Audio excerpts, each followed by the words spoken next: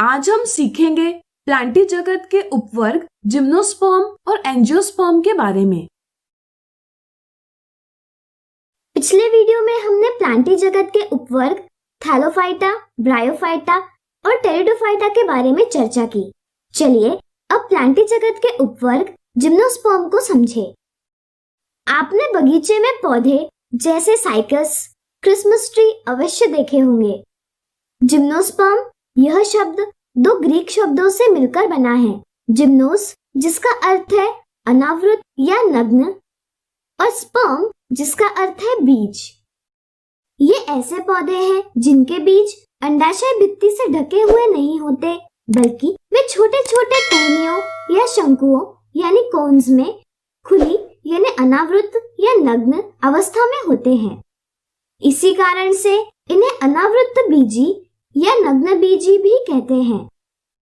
इनमें मध्यम अथवा लंबे वृक्ष तथा झाइयां यानी श्रब्स आती हैं, जैसे पाइनस और साइकस। ये पौधे बहुवर्षीय सदाबहार यानी पेरिनियल तथा काष्ठीय यानी वुडी होते हैं।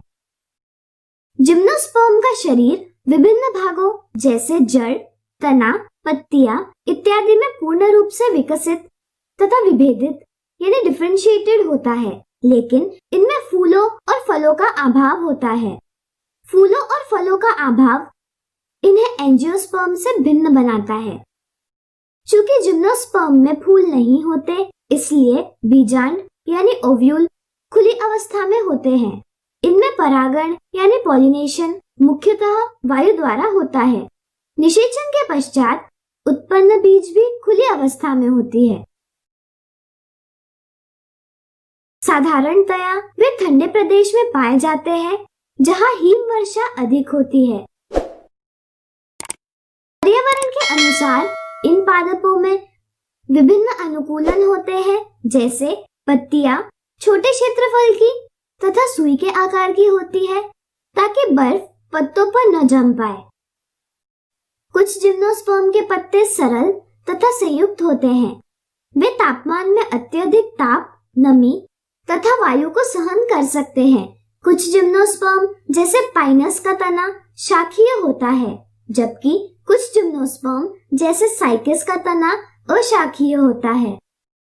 विभिन्न पदार्थों को एक भाग से दूसरे भाग तक पहुंचाने के लिए इनमें जाइलम और फ्लोएम जैसे संवहन ऊतक होते हैं।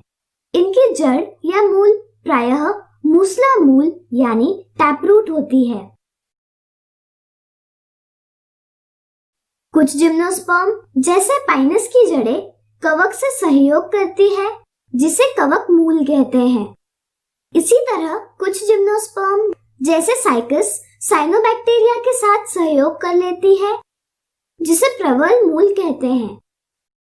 इनमें जनन अंग एक ही वृक्ष के अलग अलग बीजाणुपर्ण पर होते हैं। बीजाणुपर्ण सर्पील की तरह तने पर लगे हुए होते हैं। ये सघन शंकु बनाते हैं जो पौधे पर उच्च स्थान पर पाए जाते हैं। साधारणतः मादा शंकु नर शंकु से बड़े होते हैं। इन पौधों में परागण मुख्यतः वायु द्वारा होता है। वायु द्वारा नर युग्मक के मादा कोन पर स्थानांतरण के पश्चात उसे पोलन नलिका द्वारा मादा युग्मक के पास लाया जाता है। नर युग्मक और मादा युग्मक के निश्चिचन के परिणाम स्वरूप युग्मनज उत्पन्न होता है, जो विकसित होकर बीज में परिवर्तित होता है। उपयुक्त समय पर मादा शंकु खुल जाते हैं और बीज फैल जाते हैं। चलिए एंजियोस्पर्म को समझें।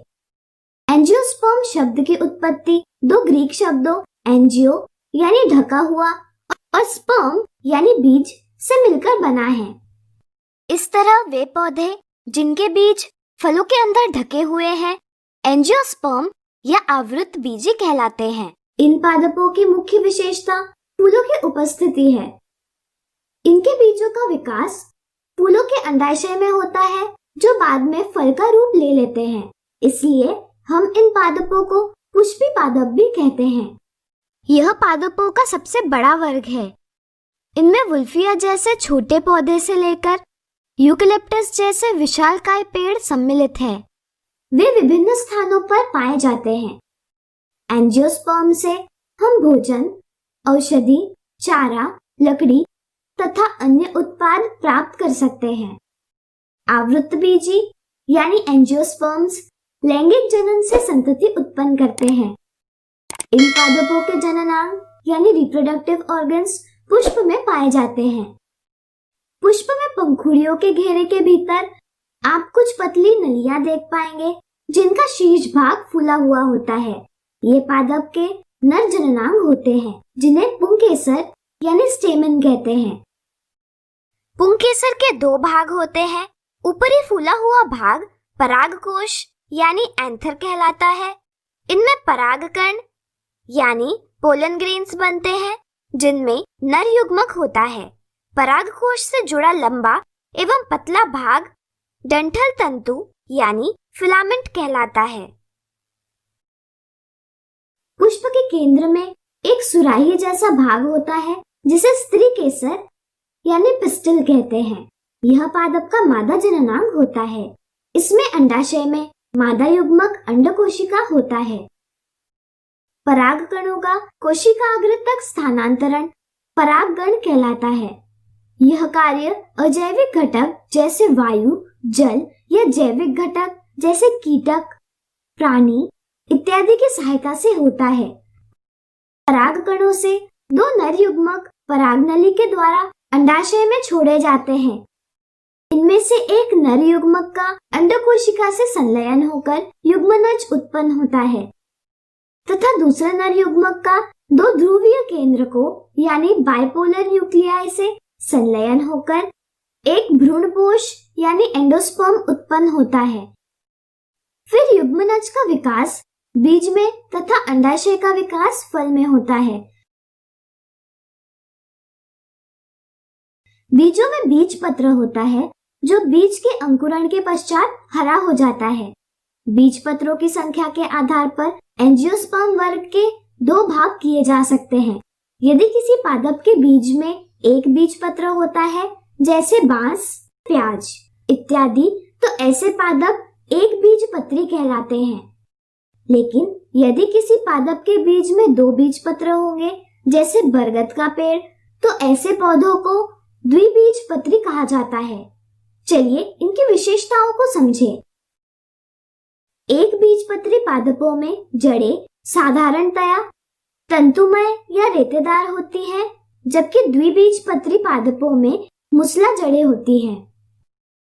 एक बीजपत्री पादपों में तना खोखला हो सकता है जैसे बांस, आभासी हो सकता है जैसे केला, या चक्ति स्वरूप का हो सकता है जैसे प्याज, जबकि द्विबीजपत्री पादपों में तना मजबूत तथा सख्त होता है।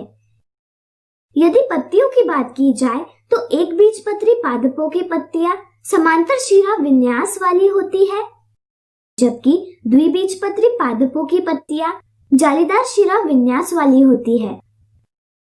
दोनों प्रकार के पादपों के फूल भी भिन्न होते हैं। एक बीजपत्री पादपों में फूल 3 भागों वाले या 3 के गुणज भागों वाले होते हैं, जबकि द्विबीजपत्री पादपों में फूल 4 या 5 भागों वाले होते हैं। तो अब आप जिम्नोस्पर्म और एंजियोस्पर्म को अच्छे से जान गए होंगे।